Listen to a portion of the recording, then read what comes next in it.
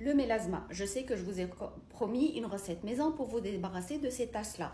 Et là, c'est le moment, suite à des milliers de demandes, voici ce qu'il faut faire pour se débarrasser de ces taches à la maison. D'abord, je tiens à vous dire qu'il faut avoir des attentes réalistes. Je vous donne la recette la plus forte qu'on peut faire à la maison pour les blanchir un peu et pour avoir le teint le plus radieux.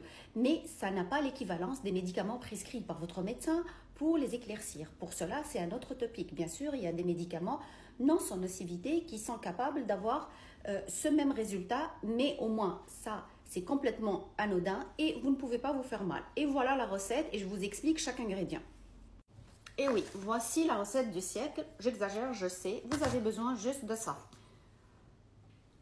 Oui, c'est la licorie. En français, du réglisse, en arabe, arqsous.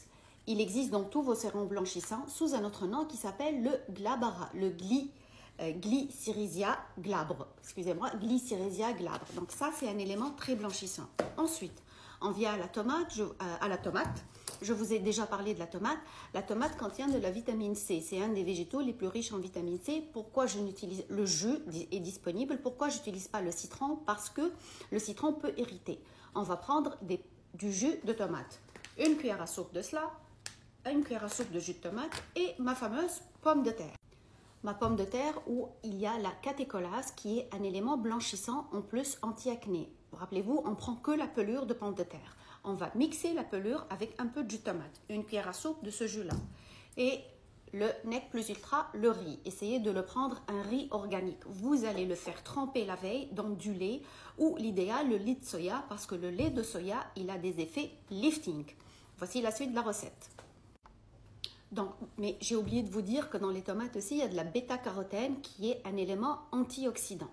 Pour le riz, il a le fameux phénol qui est un exfoliant de la peau. Ensuite, il a du inositol qui est un antioxydant et l'acide férulique. Est-ce que vous savez c'est quoi l'acide férulique? Vous allez googliser, il y a des sérums qui se vendent à plus que 100 $ avec cela. Donc, on va le tremper dans du lait de soya ou du lait normal la veille. Ensuite, on va prendre tout ce mélange, le riz avec le lait de soya, et le mixer et avoir cette pâte-là. On va mélanger une cuillère de ma licorie, une cuillère à jus de les pelures de pommes de terre, une cuillère de jus de tomate et une cuillère à soupe de ce mélange qu'on a mixé. On va avoir une belle pâte qu'on va masser sur le visage. J'ai bien dit masser, comme un exfoliant. Le visage doit être mouillé, bien sûr nettoyé 2 fois. On va masser. Après avoir massé, on va mettre tout ce masque en couche épaisse et rester 15 minutes. On va faire ce rituel tous les jours pendant 15 jours. Je peux vous assurer qu'au bout de 15 jours, tout le monde va voir la différence, pas juste vous. Ensuite, comme entretien, 2 à 3 fois par semaine. Donc, j'ai répété tous ces ingrédients. Vous pouvez repiner la recette. Je vais essayer de relister. Ça, c'est les éléments les plus blanchissants. Pas seulement ça, vous allez avoir un effet anti-rides, anti-pores et anti-acné et anti-inflammatoire. Donc, partagez pour que tout le monde profite.